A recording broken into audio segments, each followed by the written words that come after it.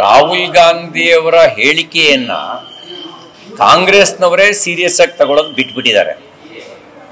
ಯಾಕೆ ಅಂದ್ರೆ ಅವ್ರ ಹೇಳಿಕೆ ಕಾಂಗ್ರೆಸ್ ಅವರಿಗೆ ಸಮರ್ಥನೆ ಮಾಡ್ಕೊಳಕ್ ಆಗದೆ ಇರುವಂತ ಒಂದು ಮುಜುಗರ ಉಂಟು ಮಾಡುತ್ತೆ.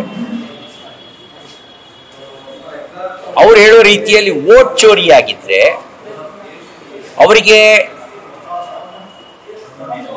ಸಂವಿಧಾನದ ಮೇಲೆ ವಿಶ್ವಾಸ ಇದ್ರೆ ಅವರು ದೂರು ದಾಖಲಿಸಬಹುದಾಗಿತ್ತು. ದೂರು ದಾಖಲಿಸಿಲ್ಲ.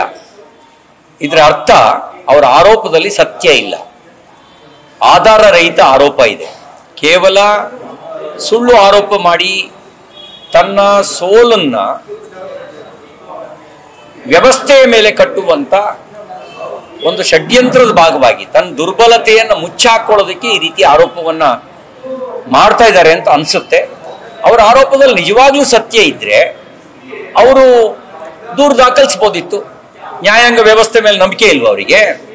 ಸಂವಿಧಾನದ ಮೇಲೆ ನಂಬಿಕೆ ಇಲ್ವಾ? ಅಂದ್ರೆ ಅವ್ರು ಗೆದ್ರೆ, ಅವ್ರ ಪಾರ್ಟಿ ಗೆದ್ರೆ ಅದು ಪ್ರಜಾಪ್ರಭುತ್ವ, ಅವ್ರು ಸೋತ್ರೆ ವೋಟ್ ಚೋರಿ. ಈ ತರದ ಆರೋಪವನ್ನ ಕೇವಲ ಕಳ್ತನದಲ್ಲಿ ನಿಪುಣರಾಗಿರೋರು ಮಾತ್ರ ಕೊಡಕ್ ಸಾಧ್ಯ. ಅವ್ರ ಆರೋಪ ನೋಡಿದ್ರೆ ಚೋರ್ನೆ ಕೋತ್ವಾಲ್ಕೋ ಡಾಂಟ ಅಂತ ಒಂದು ಗಾದೆ ಇದೆಯಲ್ಲ, ಕಳ್ಳನೆ ನ್ಯಾಯಾಧೀಶನ ಮೇಲೆ ಆರೋಪ ಮಾಡ್ಬಿಡ್ತಾನಂತೆ. ಆ ರೀತಿಯ ಒಂದು ಪರಿಸ್ಥಿತಿ ಇದೆ. ಮತ್ತೆ ಅವ್ರು ಏನ್ ಹೇಳ್ತಾರೆ ಅನ್ನೋದೇ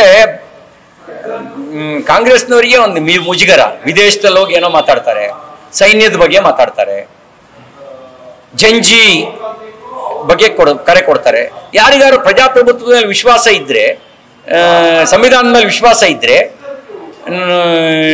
ಈ ರೀತಿ ಕ್ರಾಂತಿ ಮಾಡಿ ಅಂತ ಹೇಳ್ತಿದ್ರಾ? ಅಲ್ಲಿಗೆ ರಾಹುಲ್ ಗಾಂಧಿಯವರಿಗೂ ಸಂವಿಧಾನದ ಮೇಲೆ ವಿಶ್ವಾಸ ಇಲ್ಲ, ಕಾಂಗ್ರೆಸ್ನವರಿಗೂ ಸಂವಿಧಾನದ ವಿಶ್ವಾಸ ಇಲ್ಲ. ಯಾಕೆ ಅಂದ್ರೆ ಅವರ ರಕ್ತದಲ್ಲೇ ಸರ್ವಾಧಿಕಾರಿ DNA ಇದೆ.